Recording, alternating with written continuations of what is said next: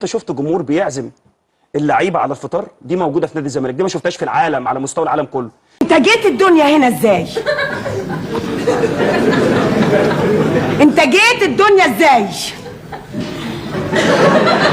لكن لما تيجي تقول شعار النادي الاهلي على الحلوه والمره، لما بيشوفوا مره تلاقي الدنيا اتقلبت، مشوا مجلس الاداره، مشوا اللعيبه، ما شفتش. لكن على نادي الزمالك لما تبقى في حلوه بنقول حلوه، لما يكون في مره جمهور الزمالك دايما بيبقى في الاستاد.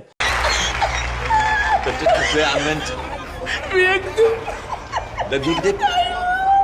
خد بالك النادي الاهلي قوي على السوشيال ميديا، النادي الاهلي قوي على السوشيال ميديا باللجان، النادي الاهلي قوي جدا على السوشيال ميديا بسبب اللجان، لكن الزمالك قوي في المدرج، قوي في المدرج. هو اللي بيدي القوه للعيبه، هو ده اللي بيدي الباور للعيبه. عندنا مشاكل ماليه كابتن ابو واحد اتكلم فيها، لكن في الاخر جمهور الزمالك هو القوه. النهارده لعيبه النادي الاهلي ما بتروحش اصلا تحيي جمهورها، جمهور النادي الاهلي اصلا مش راضي على اللعيبه. ابن خالتي ابوس ايدك. ايه اللي قاله ده؟ معلش ايه الملحوظه اللي قالها دي؟